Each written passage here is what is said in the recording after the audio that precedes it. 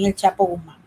Pero bueno, vamos a entrar en detalle. Tenemos a una invitada que queremos mucho aquí en Sin Filtros, Isabel Recabarren. Ella nos va a hablar del lío enorme que hay allá en Perú. ¿Por qué? Porque finalmente el señor Pedro Castillo, que ahora es el presidente, ha nombrado el equipo de gobierno. Y ese equipo de gobierno ha generado un escándalo enorme y también varias acciones que ella nos va a explicar. Muchos cuando vieron a el señor Pedro Castillo no se imaginaban hasta qué punto lo iban a lamentar. Pero bueno, pareciera que ahora, aunque tarde, se está tomando decisiones. Así es que, Rolando, vamos a darle la bienvenida a Isabel. Muchísimas gracias por estar con nosotros. Isabel, hola. ¿Cómo estás? ¿Cómo estás, Maybol? ¿Cómo estás, Rolando? Mucho gusto, buenas tardes. Buenas noches ya desde acá. Sí, muy buenas noches. Nosotros acá en Nueva York, a pesar de que es de noche, tenemos sol hasta las 9 de la noche. Ah, qué maravilla. No, sí. Acá estamos en rico invierno, ¿ah? En rico invierno. Aquí estamos en el verano caliente, pero no tan caliente como se suele tener en esta época. Bueno, por acá Bogotá es frío todo el año. Ah, sí, oh Dios. Bueno, casi me consuelo.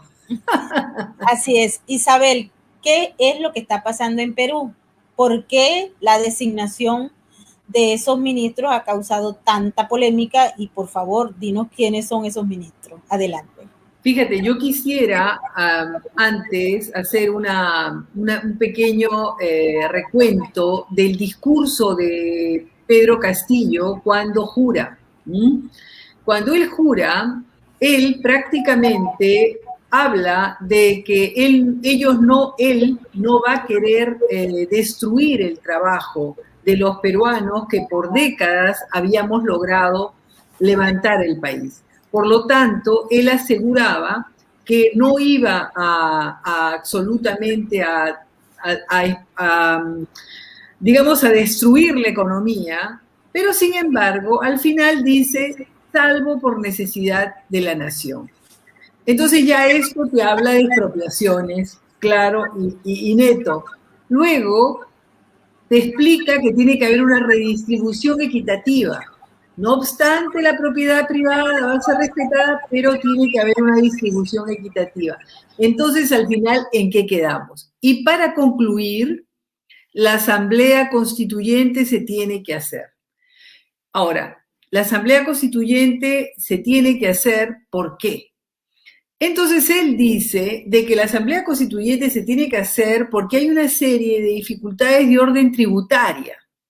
Y este tema, ¿a qué cosa se debe? A que Perú siguió durante, digamos, la elaboración de la Constitución del 92, siguió el exitoso ejemplo de Chile, del decreto ley 600, que es el decreto ley, que da seguridad jurídica y prácticamente blinda a las empresas extranjeras que arriba de un cierto límite, que obviamente no son 2.000 euros, sino son más de 5 millones de euros, normalmente son empresas mineras, van a hacer una gran inversión.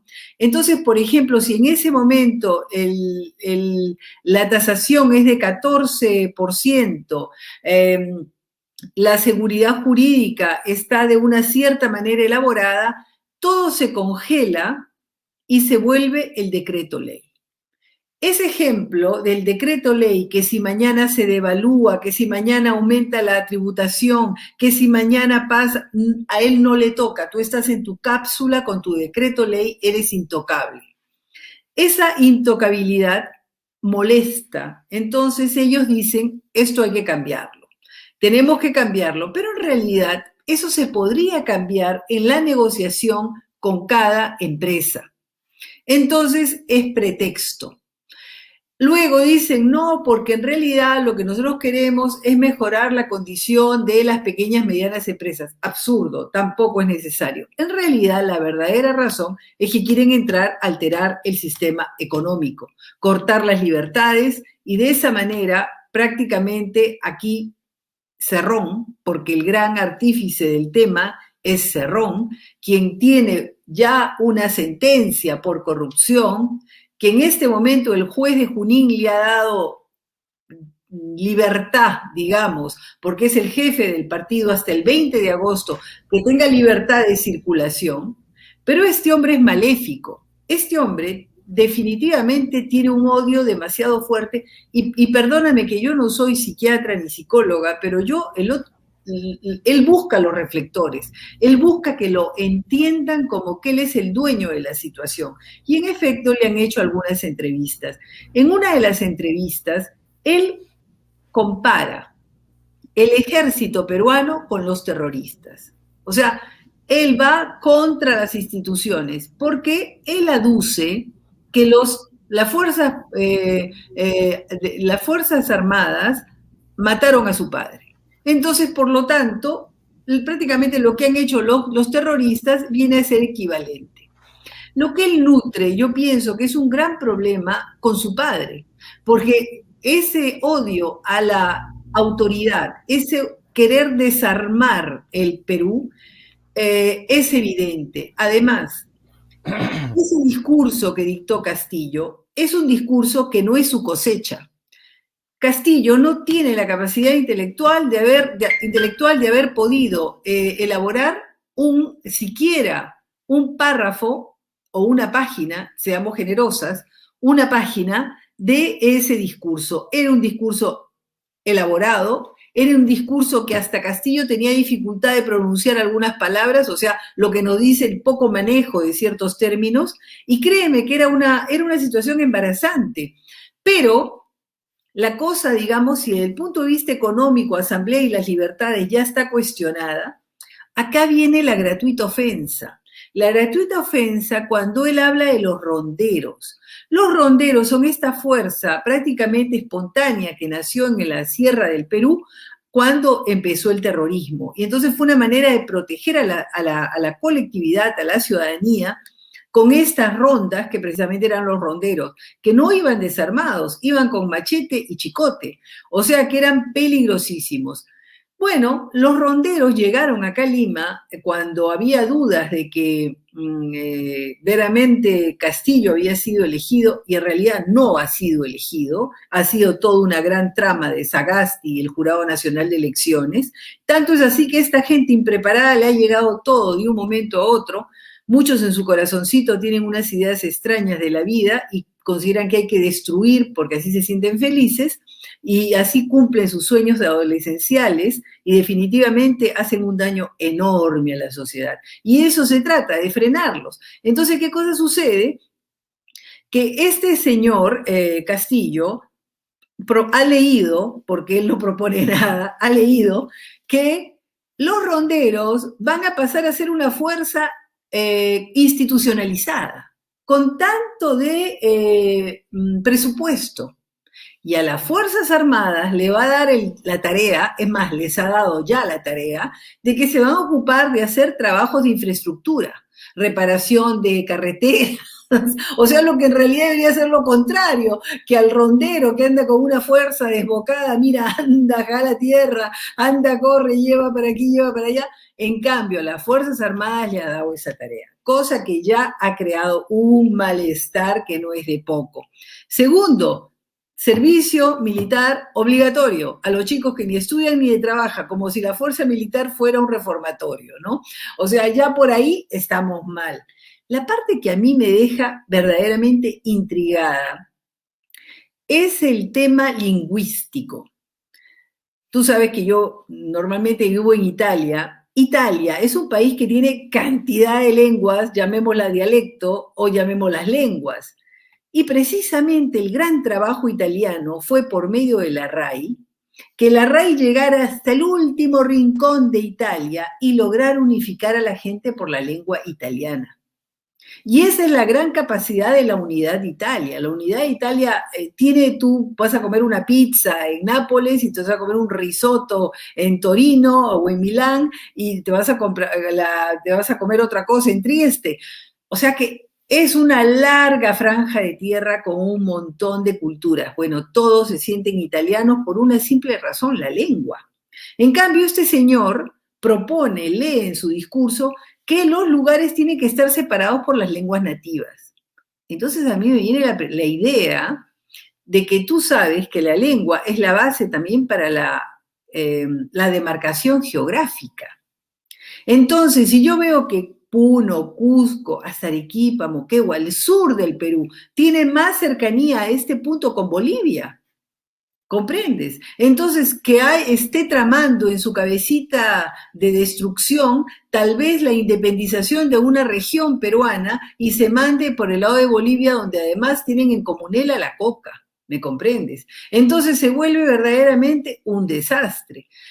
Esto para darte una idea. La cosa sorprendente de su discurso, y ya con esto cierro, es que él da diferentes mensajes. Yo ya no voy a despachar desde el Palacio de Gobierno, porque es un símbolo del colonialismo. Entonces no dijo dónde iba a despachar y que lo voy a volver el Museo de las Culturas, punto 1. Que haya gastado una palabrita en el narcotráfico, que haya gastado una palabrita en el terrorismo. Nada, no, señores, ¿para qué? Ha hablado de toda la cosa superflua y después pide a todo el mundo que nos unamos por el bien del Perú. Pero también debo decirte que al inicio, el rey de España, y yo censuro profundamente al rey de España de que haya venido. El rey de España no debió haber venido, porque la ciudadanía, tanto aquí como en España, los peruanos hemos dicho que había un fraude. Sin embargo, el rey se le ocurrió tomar su avión, venirse hasta acá sin Leticia, y le ha dado duro, le ha dado, pero le ha dicho de todo, ¿no? Entonces el otro ha pasado un momento de casi 15 minutos de pura vergüenza gratuita. Entonces yo digo que esto realmente para mí como que se lo merece, pero muy bien, ¿me entiendes? Porque no puede ser posible que a un sacrificio tan grande que estamos haciendo todos denunciando, escribiendo, no porque nos dé la gana y no porque queramos a la Fujimori, porque fíjate tú que la Fujimori ahora, que la gente está muy aguerrida porque esta situación, después de lo que hemos podido observar, que viene ya el discurso, ya nos dejó malísimo a todos, porque decíamos, pero ¿qué? Dice sí, dice no, Asamblea Constituyente sí, y ahora no, que yo ya no voy a estar en Palacio, y ahora voy a cambiar, todo el mundo va a hablar cualquier lengua, es decir, nos está desarmando el país, ¿no? Entonces, ¿qué te digo? La gente ayer han hecho, porque yo no voy, porque no me vacuno, y acá voy a hacer un comentario de lo que antes tú hablabas. Yo no me voy a vacunar y espero no contagiarme, pero es una decisión propia, no quiero crearle problemas a nadie, pero ¿por qué? Porque con o sin vacuna tú tienes que seguirte cuidando. La única cosa es que no vas a llegar, dicen, a la infección grave, pero en realidad todo es cuestión de cuidarse. En fin, pero lo que quiero explicarte es que ayer ha habido una gran marcha masiva y la Fujimori quiso ponerse adelante, a lo cual le han dicho, no mamita, tu tiempo pasó, ándate a tu casita, quédate tranquila, porque ese es un tema de la ciudadanía, de los peruanos, o sea, no tenemos nada que ver con ningún partido político, la gente está pidiendo que acá, Sagasti, fíjate el sinvergüenza de Sagasti, es una vergüenza los hombres peruanos, oye, es increíble, yo no sé qué tienen estos hombres. Sagasti ha estado de presidente 8 meses, le llega la ley aprobada para que se anule la pensión vitalicia de los presidentes, él no la devuelve al Congreso a tiempo, porque también se la mandan cuando el Congreso ya estaba cerrado.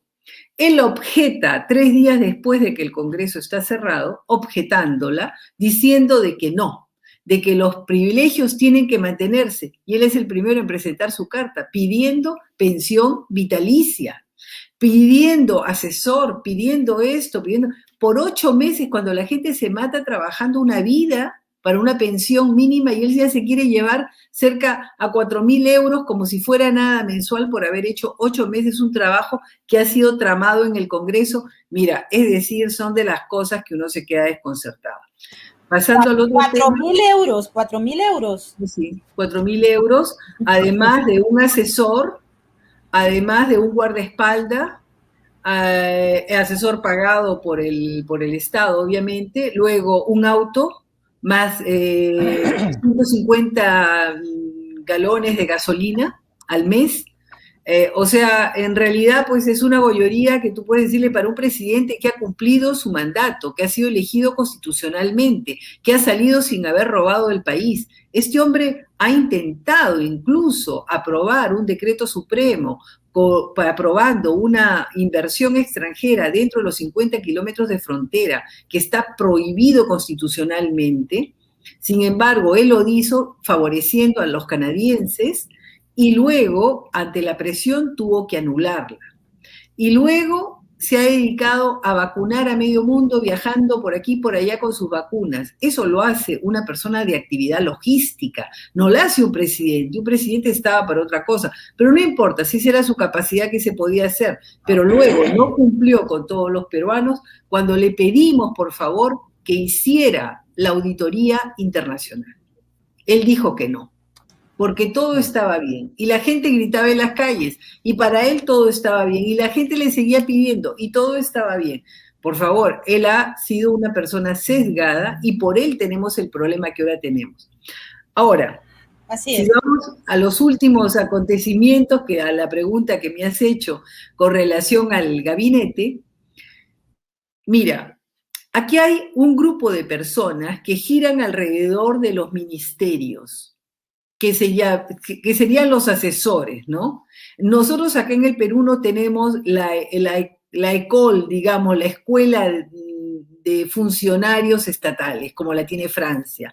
Tampoco, Italia tampoco la tiene, pero más o menos tiene gente formada de una cierta manera que puede trabajar por medio de estudios doctorales y cosas de ese tipo, que ya tú te especializas en ciertos estudios y ya luego te llaman para que puedas ser consultor de los ministerios. Por decirte, yo que me he ocupado por 10 años con el Foro de la Mujer Euro-Latinoamericana, yo recibí una invitación de parte del Ministerio de Desarrollo Económico porque consideraron que era importante que, ocupándome de mujeres, pudieran las mujeres encontrar un beneficio en el tema de mejorar sus empresas. O sea, eso es lo que hay, ¿no? En cambio, acá hay unos que no tienen nada, pero que giran por amiguismo alrededor de los ministerios y que son asesores eternos. Entonces, esta gente te hace el día y la noche en muchas cosas de la ciudadanía. Resulta que cuando entra Castillo, que era el clásico que necesitaba 20 asesores para poder decir un discurso, se le pegaron todos. Cerrón estaba en Junín. Cerrón llega, obviamente le limpia de todos hubo una pelea entre los que giran alrededor del palacio, yo los llamo así, alrededor de los ministerios, yo los llamo así, y Cerrón, el jefe de la banda, el cual obviamente vio que su terreno estaba porque el hombrecito, el que tiene el poder, él es el que tiene que gobernarlo. Bueno, mira, ninguna propuesta de Castillo pasó. Todos los hombres que han sido nombrados ministros son los hombres de Cerrón. Todos. Hubo tal dificultad, imagínate que el día viernes pasado no se lograba nombrar a los ministros porque la gente comenzó a protestar porque había sido nombrado Bellido. Antes de él estaba en propuesta 1, que en este momento no me acuerdo, pero Béjar, no es Béjar, era otro, que había embarazado una niñita de 14 años. ¿Y por qué se supo que la había embarazado a la niñita de 14 años? Porque la niñita le hizo juicio porque no le daba 70 soles. 70 soles, estamos hablando de casi, 25 euros mensuales para poder mantener a la criatura. Y ahí salió afuera que tenía 14 años, que él había abusado de ella y toda la historia. O sea, las mujeres del Congreso hicieron una carta al presidente y le dijeron: nosotros no vamos a admitir de que tú nombres a una persona que ha cometido este delito con una menor de edad. Lo cual Castillo no dijo nada, se fue a la pampa de la quinoa y nombra ¿a quién? A Guillén. Guido Guillén, ¿quién es? Es un hombre procesado por apología contra el terrorismo, a favor del terrorismo. O sea que, mira, de Guatemala a Guatepeores, o sea, estamos verdaderamente en una situación difícil. Este hombre, al haber sido nombrado, trató inmediatamente de blanquearse, porque tú sabes que ahí se juegan toditos, ¿no? y los ministros no querían, inmediatamente renunciaron, es más, ni renunciaron, se negaron a jurar, se retiraron y ya prácticamente llamaban a cualquiera que sea ministro, porque era ya el día 30 prácticamente y no había gabinete. Entonces, ahí es donde Cerrón le dice a Guillén, tú no vas a renunciar y yo te pongo todos los ministros. Entonces, todos son los patas de Cerrón. Pero ¿quiénes son? Gente con prontuario prácticamente. ¿Comprendes? O sea, la ofensa que estamos viviendo es tan grande, pero verdaderamente es tan grande que yo creo que estamos a acabar todos, como se dice, bien quemaditos, ¿me entiendes? Tanto ellos como nosotros, porque realmente esto nos está sacando propio la parte, la esencia mala de la peruanidad. En este momento hemos llegado a que el día de ayer, antes de ayer, no teníamos ministro de Economía ni tampoco teníamos ministro de Justicia. Al final, y la bolsa se iba cayendo y la moneda se seguía devaluando. Y en este momento, el sol peruano está contenido a 4 soles por dólar. En realidad está a 6 soles 50 por dólar. O sea, con esto ya te digo que la economía pues está verdaderamente en una situación de gran dificultad. Entonces, la Coca-Cola ha decidido que se va. Y que se va a Ecuador, no tienes que hacer mucho camino, te llegas aquí nomás cerca de Ecuador. O sea que esta situación, en este momento, ¿qué pasa? Se está pensando que Cerrón ha puesto a todos estos compares, digamos, para una provocación al Congreso, a fin de que el Congreso no le dé la confianza, y a la segunda vez que el Congreso no da la confianza, por Constitución, el presidente puede cerrar el Congreso. Ya pasó con Vizcarra. Entonces, ahora, en este momento, ¿qué está sucediendo? Están todos, pues, craneando, ¿no? Están pensando cómo poder hacer, pero ya no es solo el Congreso, son el Ministerio Público, el Poder Judicial. La gente realmente se está asustando porque están llegando bandoleros, una situación verdaderamente crítica, moralmente crítica al gobierno. Nunca hemos visto una cosa así. Pero, Isabel, permíteme, Isabel, lo que tú estás describiendo en este momento es algo que ya se vivió en Bolivia en los últimos 10 años aproximadamente, y todo indica de que si bien el Perú o el socialismo llega al Perú tarde, llega acelerado. Lo que se ha hecho en Bolivia en 10 años quieren condensarlo en 1 o 2 años. Ahí me permito darte un breve pantallazo de lo que ha sido Bolivia y hacerte una pregunta al final. Todo al final tiene que ver con el dinero. Ellos necesitan cooptar el poder. Tú hablabas del tema del indigenismo a base del idioma. En Bolivia, por ejemplo, se separó en 30 y tantas naciones por los idiomas que ellos hablaban, pero ¿en qué resultó? Y después de años nos dimos cuenta. Los textos escolares, por ejemplo, para los aymara, para los quechua, iban en su idioma.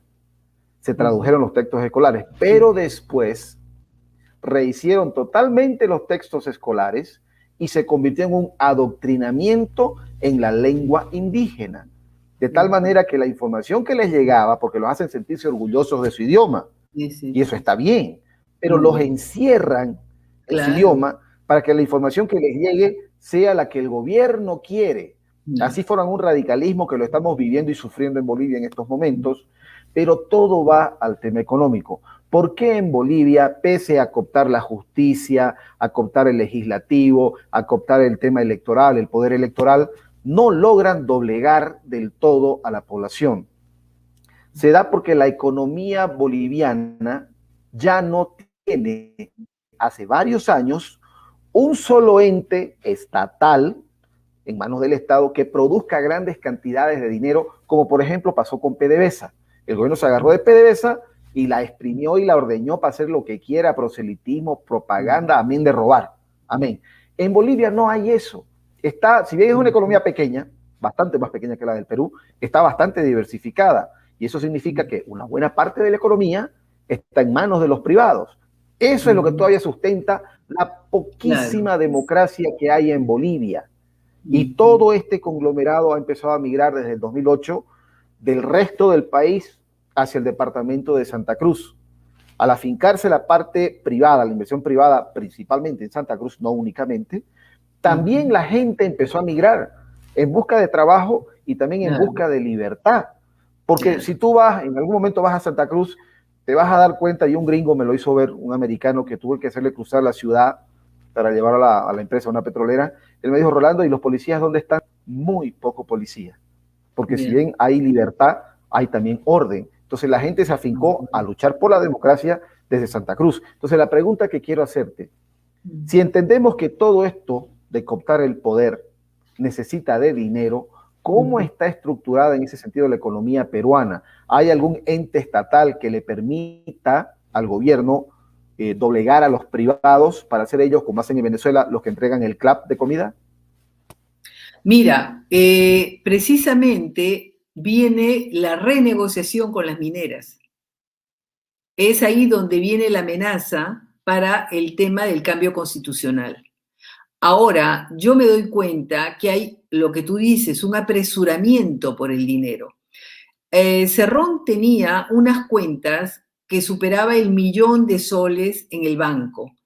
Como ya la gente ya está encima de él, el Poder Judicial y todo lo demás, le han inmovilizado la cuenta. El hombre está desesperado. Entonces hizo un cheque de casi 400.000 soles a un amigo para que fuera a cobrar. Entonces se ha complicado la cosa. Entonces, esto para decirte, hay un desesperado necesidad de dinero. Se dice, yo no lo sé, se dice de que a ellos les ha prestado dinero el narcotráfico. Prestado. Ellos no están dentro del narcotráfico. Les han prestado. Porque han apostado por ellos. Por eso es que ellos no han tocado una palabra de narcotráfico en el discurso, ni tampoco de terrorismo.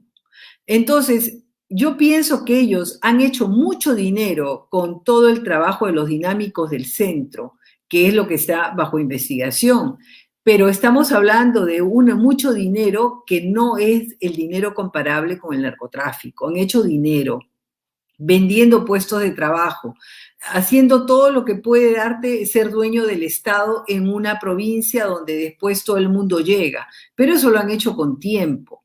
No es un dinero fácil, es un dinero medianamente fácil. El dinero fácil es el tráfico de drogas. A eso todavía no han llegado y es eso a lo que quieren llegar, ¿comprendes? Y el poder les va a permitir llegar a eso. Y es lo que nosotros sabemos que ellos quieren llegar y por eso es que está encima el Poder Judicial, la Fiscalía. Están desesperados. Yo te digo que están desesperados, pero por otro lado está viendo que toda la gente que antes, por interés, pero con cierta capacidad, estaban tratando de meterse, infiltrarse dentro del partido y sostener a Castillo. Ante la negativa de Cerrón de no querer tener rivales con quien repartir nada, los ha eliminado. A ese punto lo que le queda es su triste realidad de una serie de gente con prontuario. Entonces todo está comenzando a salir tan a la vista que ya comienza todo hasta incluso sus mismos socios y quienes han votado por ellos comienzan a arrepentirse de haber votado.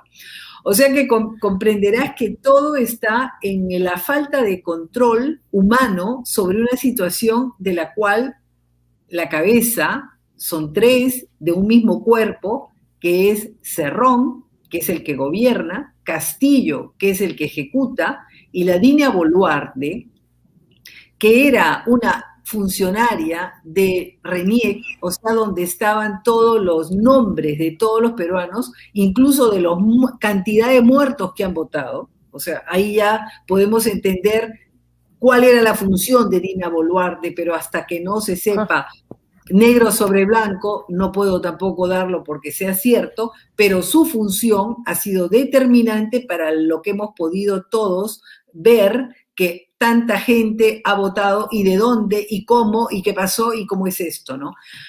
Entonces, ¿qué te digo? Yo pienso que ellos todavía no llegan al botín y por eso es que necesitan agarrar el poder para poder entrar al botín. Ojo, que también en el discurso habla de la actividad petrolera.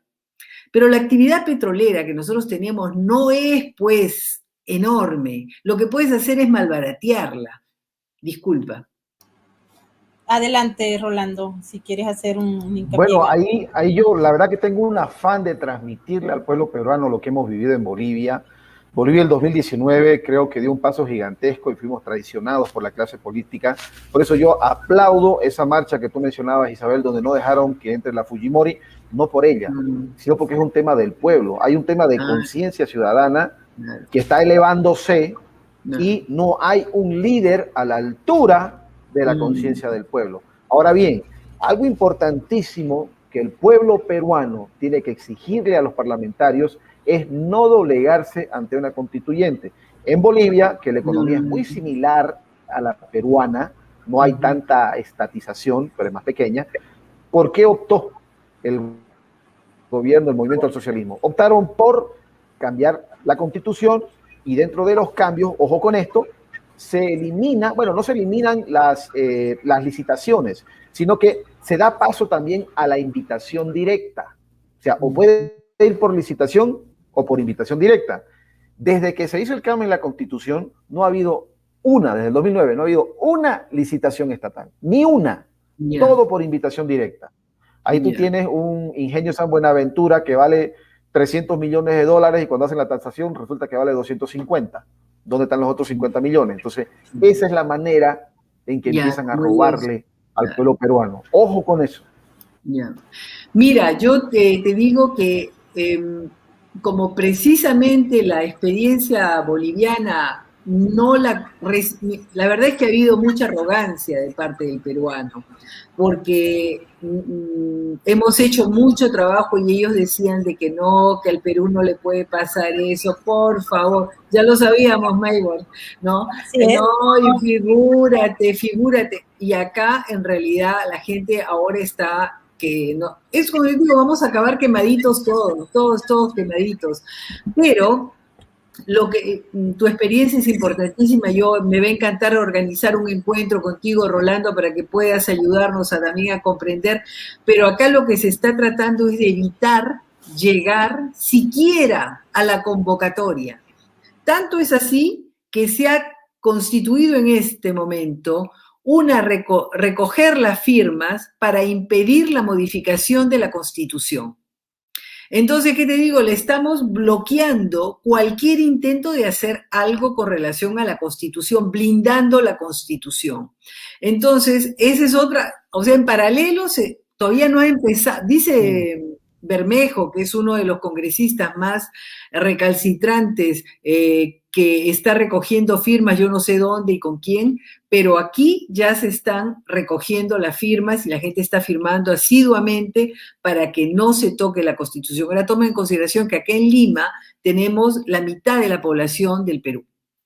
Ay, Isabel, también nosotros en Venezuela reunimos muchas firmas para evitar cualquier cosa, desde la Constitución, el cambio de Constitución que fue prácticamente hecho sin el consentimiento de los venezolanos, hasta un referéndum revocatorio que ganó la oposición y que por las herramientas utilizadas por el chavismo logró prácticamente cambiar los resultados. Te quería preguntar, Isabel, para que aprovechemos el poco tiempo que tenemos, que hoy se da a conocer que Monedero regresó a Perú y está siendo prácticamente como un asesor de Pedro Castillo. Nosotros, lamentablemente en Venezuela y allá en Bolivia también, está el grupo de Unidas Podemos trabajando y organizando para llevar a cabo todos los modelos de transformación que ellos llevan. Cuéntame cómo lo han asumido, porque cuando están ellos allí es porque las cosas ya se están organizando de la manera que el chavismo o el socialismo del siglo XXI quiere. Bueno, mira, hay dos detalles. La primera, que los guardaespaldas, el día de hoy es sabido, son venezolanos. Sí, han llegado unos guardaespaldas de Castillo que son venezolanos. Luego, Castillo en estos días no ha querido despachar desde Palacio de Gobierno, ha despachado por donde ha querido, han sacado normas, ha juramentado ministros fuera de la sede de Palacio de Gobierno, lo han denunciado. Lo han denunciado constitucionalmente por falta de respeto a las normas constitucionales y por lo tanto puede ser que todo se declare nulo, hasta incluso la juramentación de los ministros. Aparte que está ya reuniéndose pruebas porque el ministro de Relaciones Exteriores es un viejo combatiente de 85 años, ni más ni menos, no propio un carcamán y con unas ideas tremendamente horribles, y ahora están recogiendo pruebas de que ese hombre participaba en el asesinato cuando era joven de una familia, un grupo de gente. La verdad es que todavía no he entrado en el mérito. La llegada de Monedero, que la verdad es que yo no lo conozco a Monedero, he visto a uno, como tú has puesto la foto ahí con la máscara, he preguntado si era Monedero, entonces, exacto, pero lo he visto más pelucón en otra foto que pasaron esta mañana. Lo que la gente se burlaba era cómo era posible que al rey de España le has dado pero de todo, ¿no? Le has dicho le has dicho pero de todo al pobre hombre que lo has puesto propio pálido y te vas y te traes un asesor español. O sea... Pero es un asesor de izquierda que tiene ya prácticamente un plan, un modelo para organizar los gobiernos del socialismo del siglo XXI. Desde Venezuela, allá en Bolivia también pasaron a Rolando, los amigos de Unidas Podemos. Allá. Lo que acá se está circulando desde ayer son dos cosas. Primero, que las instituciones varias están tratando de objetar a cada ministro. O sea, ya son ataques individuales, ¿no? Habeas corpus, ahora este ministro de Relaciones Exteriores va a ser el siguiente objetivo. En realidad no es difícil porque tienen unos prontuarios que realmente te facilitan la vida, ¿comprendes? Pero por otro lado, yo creo que todo este comportamiento de Castillo está dando a que lo puedan vacar. ¿Me comprendes? Y está circulando la idea, lo que hay que hacerse hay que hacerlo ya. O sea, ¿qué estamos esperando? Si esto no va a ir, sino a peor. O sea, aquí no hay mucho por dónde ir. Entonces ya esta muestra de estos días, se está madurando esto en diferentes ámbitos. Hacerlo ya. Lo que haya que hacer, hacerlo ya. Ese es el tema. Tanto es así que te digo, hablar de estos ministros, yo pienso que ninguno es capaz de poder hacer nada porque es gente que ni siquiera tiene la capacidad intelectual de poder llegar a tener un programa, salvo que Cerrón le diga, haz esto, ¿no? Saca plata de aquí y a ver cómo vaciamos las arcas del Estado, porque más que eso yo no veo, ¿me entiendes? Pero hay otra parte que también, por un lado, los que no han sido convocados ya se han puesto en oposición y la gente decente que obviamente dice, esta cosa no podemos mandar al aire el país. O sea que el hagámoslo ya puede ser que sea rápido. Yo lo espero. ¿Y vacar sería en cuánto tiempo tú crees? Porque hay gente que te ha dicho 3 meses y ya está vacado. Realmente sería asombroso. Mira, yo te digo la verdad que las barbaridades, el hecho que ya lo hayan denunciado constitucionalmente, de que exista la posibilidad real de poder declarar nulo todo lo que ha hecho desde el 28 de julio ahora, que somos ya hasta ayer, 1 de julio, han salido normas legales, todas van publicadas en el peruano, los juramentos de los ministros, o sea, todo eso puede ser declarado nulo. ¿Dónde ha estado? ¿A quién ha recibido? ¿Con quién ha hablado? ¿Dónde está el edecán? ¿Dónde está el registro de...? Él es un personaje que nos representa, sea lo que sea, no puede actuar por cuenta propia.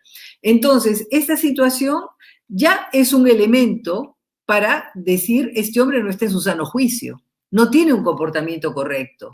Ahora, ¿cómo se comportará su gente en el Congreso? Que también está viendo que ya no es Pedro Castillo que había prometido nombrar a uno, al primo de uno, al amigo de los que están adentro en el Congreso, sino que ahora es Cerrón el que está gobernando todo.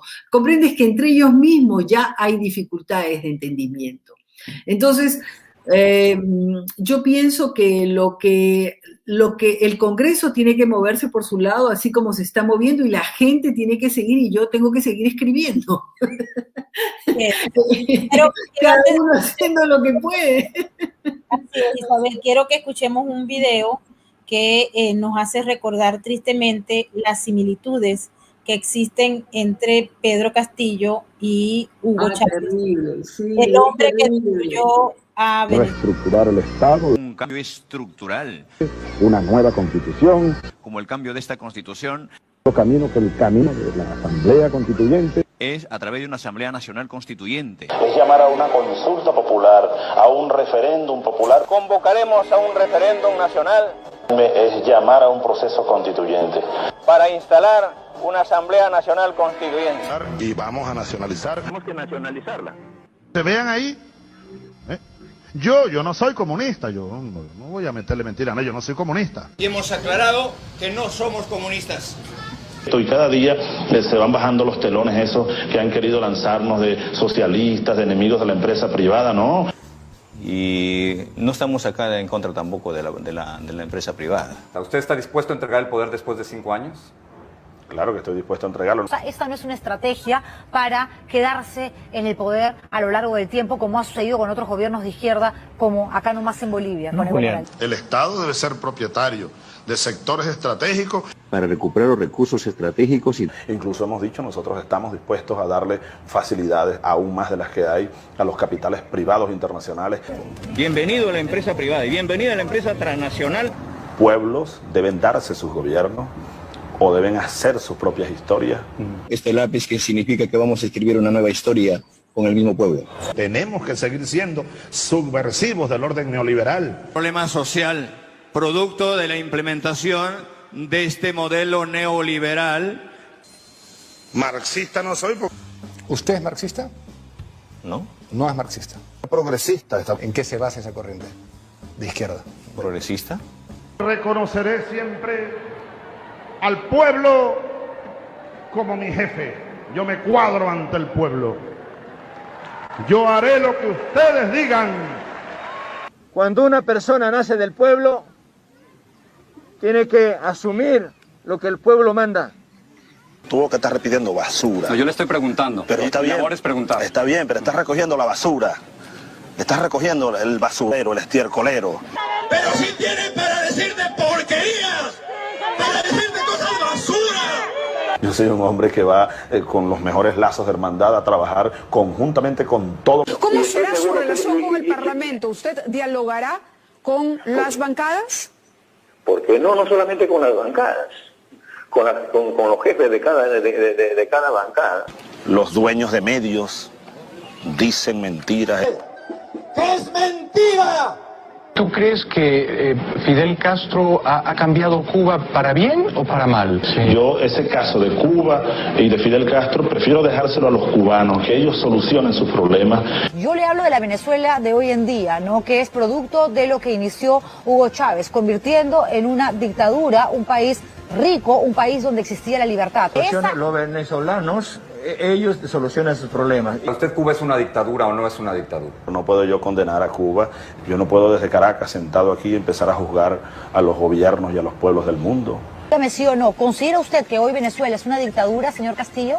Yo no voy a juzgar a Venezuela. Yo no voy a solucionar los problemas de Venezuela. Nadie se lo está pidiendo, señor Castillo, pero no se escape de mi pregunta. El pueblo. ¡El pueblo! ¡Es un pueblo! ¡Un pueblo! ¡Pueblo! ¡El pueblo! ¡El pueblo! ¡El pueblo! El pueblo. El pueblo. El pueblo. ¿Pagarías deuda externa? ¿Negociarías con el Fondo Monetario, con el Club de París o les tirarías un portazo en las narices? Nosotros tenemos una tesis de renegociar. Pero usted habla de eliminar la deuda externa. ¿Cómo se va a financiar? Habrá mecanismos. Porque el pueblo dice, bueno, nosotros ponemos y quitamos. Presidente. El pueblo pone a su gobierno y si el gobierno traiciona al pueblo, es el pueblo el que la tiene que sacar. Cuando nos dé la gana, gobernador, alcalde. Revoquémosle a los consejeros regionales, a los gobernadores regionales, a los alcaldes. Yo te confieso que estoy un poco sorprendido. Yo tenía la idea, por lo que había leído de ti, que tú eras un hombre de izquierda, más bien socialista, pero por lo que me cuentas ahora no estoy tan seguro de eso. ¿Tú eres un hombre de izquierda? ¿Te declaras, digamos, socialista, si cabe una etiqueta ideológica? ¿Cómo te defines tú ideológicamente, Hugo?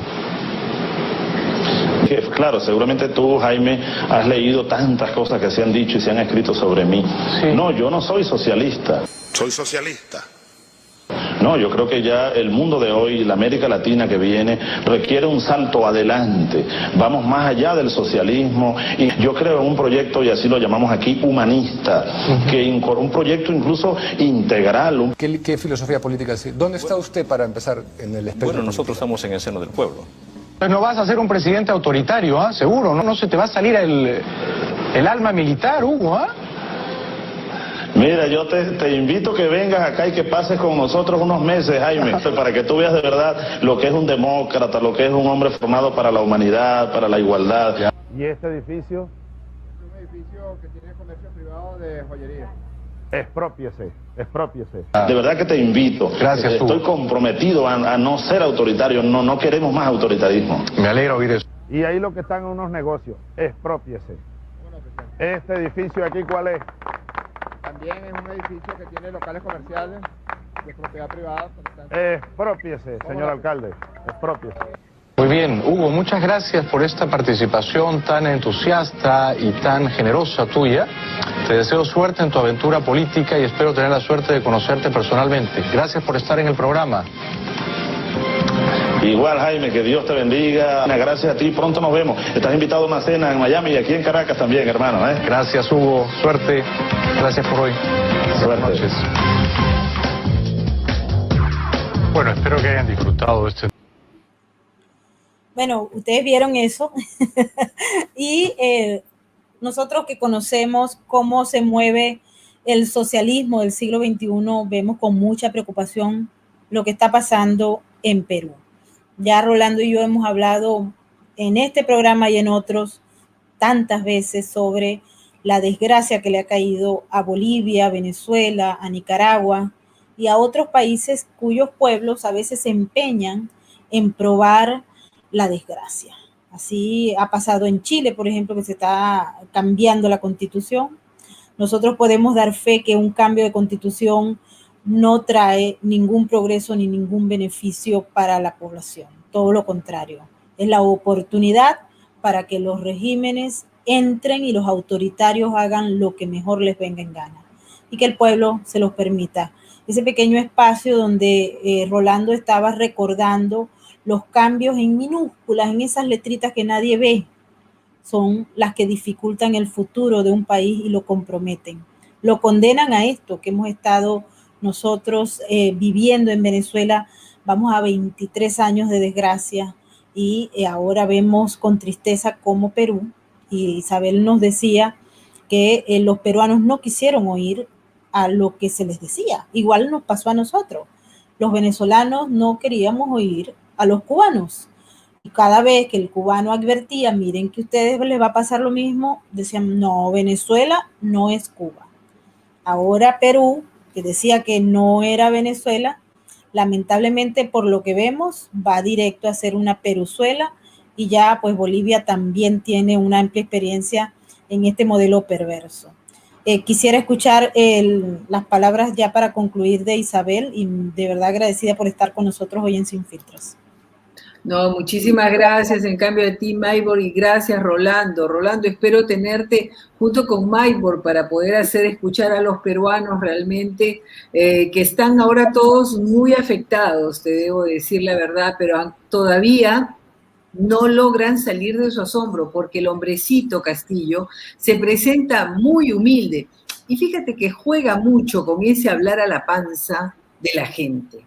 Entonces tú hablas a la panza de la gente y haces toda tu reivindicación, tu catarsis, que eres un pobre hombre, que por aquí te presentas con una bondad inaudita, además que eres evangélico, y te presentas con toda esa aureola que realmente ha engañado a todos. Pero no ha engañado en el sentido, ha engañado, acá la gente dice, nadie ha engañado a nadie. Dijeron que iban a hacer y lo están haciendo. Solamente que acá pasa una cuestión. En realidad Castillo ya lo vacaron. Lo ha vacado Cerrón. Cerrón está haciendo todo, ¿me comprendes? Y eso es lo que indigna, que Castillo esté dejando que Cerrón haga todo. Entonces por eso es que tiene otro elemento más para la vacancia. Porque si esto va a seguir estando así, cuando vino Evo Morales y Cerrón le hizo una cena en un lujoso restaurante de Lima, donde gastó más de $1.000, obviamente ha sido el primer golpe, el tortazo en la cara a sus correligionarios, porque prácticamente él está repitiendo, está volviéndose la oligarquía, ¿me comprendes? Entonces, ese es el camino y yo, ¿qué quieres que te diga? Ruego a Dios que si hay algo que hacer, se haga ya. Ruego a Dios que no se repita más esta situación. Créeme que hay una cosa que sí siento bastante, que después de esto el Perú profundo va a quedar sumamente desacreditado. Ya está siendo desacreditado. Porque precisamente el grave problema que hay entre el Perú profundo y la Lima y toda la parte de la costa es que la gente tiene un poco más de confianza en sí mismo y estudia y trata de salir adelante. El indígena, lamentablemente, entre que ya se siente aplastado desde que nació, ¿no? Y culpa a todo el mundo que no logró hacer lo que quiere hacer en la vida. O sea, comprendes que es una cadena de llanto de la cual nunca vas a salir, pues, hijito. Entonces, ¿dónde está tu capacidad, no? Entonces, ese es un poco el tema que definitivamente va a quedar una llaga profunda en todo esto, porque en todo esto el Perú profundo ha contribuido a esta situación. Así es, bueno, y desde acá también le ofrecemos nuestra experiencia a los peruanos, también la de Rolando, ya lo estoy comprometiendo, que es boliviano y que, bueno, ha sido también objeto de persecución por parte del régimen de Evo Morales, que no ha cambiado, ¿no es cierto, Rolando? Allá sigue gobernando Evo Morales, creo que nos queda claro esa historia. Sigue gobernando, hombre, inclusive el tema de volver el Palacio de Gobierno un museo también lo dijo Evo Morales la semana pasada. A mí me incomoda ver tanta similitud, porque al fin y al cabo es la misma agenda, y el tiempo nos va a faltar para todo lo que quisiera transmitirle al pueblo peruano a través de Isabel, pero ante todo le voy a pedir a Maybor que le facilite mi contacto a Isabel. Yo hago parte del Grupo Transparencia Bolivia, es un grupo totalmente cívico, sin ningún tipo de candidatos a nada. Nos hemos dado cuenta nosotros que amén de querer hacer política, lo importante es crear una tendencia política y que todo lo que está sucediendo en Bolivia es una oportunidad para cuestionar el sistema y mejorar como sociedad. Yo te digo, Isabel, nos ponemos al servicio de ustedes. Yo tengo un cariño muy especial por Perú y por Colombia, son dos países a los que aprecio mucho. He pasado tiempo en ellos también y no quisiera verlos a ustedes en la situación que estamos nosotros. No es que esté tan mal la situación. En este punto, Bolivia, en este momento, estamos en un punto donde hemos logrado frenar el desarrollo del socialismo perverso y estamos acumulando fuerza ya para ir venciéndolo a punta de verdad, a punta de honestidad, a punta de democracia. Entonces, realmente estamos a tu servicio. Este es un mal, es una peste regional. Es una peste regional. Quiero, agradecerle a todos aquellos que nos han acompañado hoy desde el Superchat. Hay unos comentarios increíbles. Les prometemos que los vamos a revisar uno a uno. También quiero ponerles, antes de marcharnos, este video del presidente Jair Bolsonaro. Quiero que lean bien, porque está en portugués, pero quiero que lean lo que él dice para reflexionar. Vamos prestar atenção porque tenho a verdade. Vamos prestar atenção, por favor. O nosso futuro está aqui. Como é que está a Argentina? Tenho ganas de chorar. Infelizmente, minha família está bem, mas o povo argentino está desesperado e vejo que o governo fala do todo e tira a atenção do problema onde realmente está.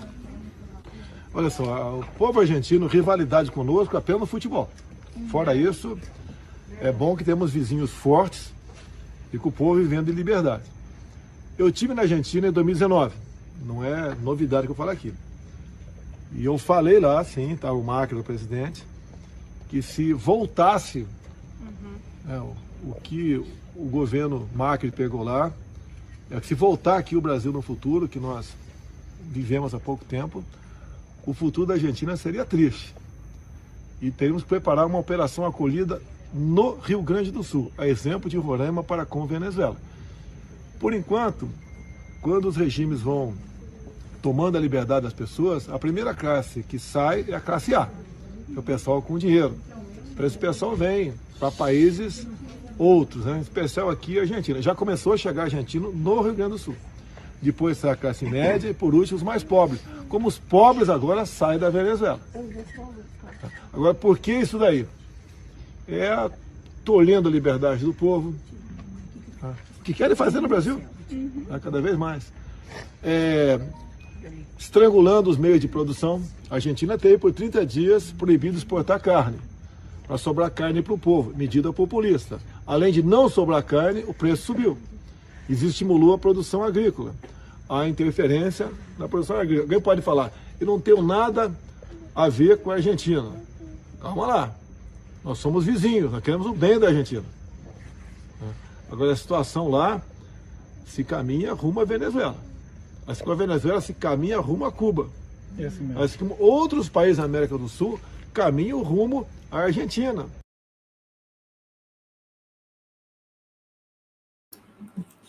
Creo que está bien claro el presidente Bolsonaro y más o menos está manejando el escenario que se está planteando a lo largo y ancho.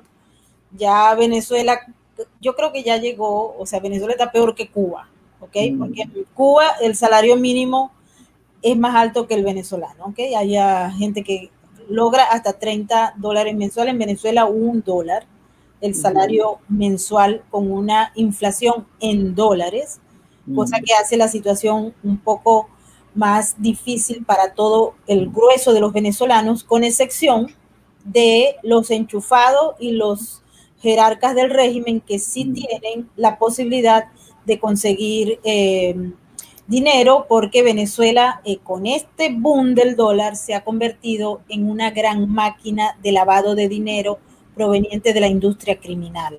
Hay miles y miles y miles de dólares que nadie se explica allá legalmente y nadie pregunta además de dónde vienen, pero es claro y obvio que vienen del lavado de dinero de la industria criminal. Y eso lo tienen claro algunos. Otros, los de los bodegones, por ejemplo, que venden en efectivo los productos a alto precio, no le preguntan a la gente de dónde sacaste ese billete de $20 o de 5 o de 10 o muy pocos de $100. ¿Por qué? Porque viene y nosotros tenemos prácticamente un monitoreo de varias ciudades del país donde sabemos cuántos billetes entran, cómo entran, y es terrible observar que Venezuela se haya convertido en una gran lavadora del crimen organizado transnacional. Isabel, mil gracias por estar. Rolando, te tenemos mañana nuevamente con nosotros, ya te comprometemos. Me parece muy bien. Yo les invito el jueves en la mañana. Sí. Si para ustedes está bien, yo estaría feliz. ¿Ok? Así es. Y bueno, felicidades a toda la gente que nos ha acompañado hoy en el Superchat. Mil gracias a Migdalia Chirinos, claro que sí. A Maris López. Mira, ve que ya nos escuchó. Le está escuchando lento, Pero llega. Así es, bueno, mañana nos vemos y tenemos nuevamente a Rolando, que nos va a contar lo que está haciendo la población de Bolivia para probar el fraude electoral que tuvo lugar primero con Evo y luego con Luis Arce Catacora. Creo que hay muchas actividades que se están haciendo, Rolando, así que te toca mañana contarnos todos los detalles sobre esas actividades y también sobre el lío que tiene la OEA y los organismos internacionales, porque son como invitados de piedra, no están haciendo absolutamente nada. Hay tela para cortar. Dios mío. Dios mío. Así es que mañana entonces nos vemos. Feliz noche a todos y mil gracias por habernos acompañado. Gracias.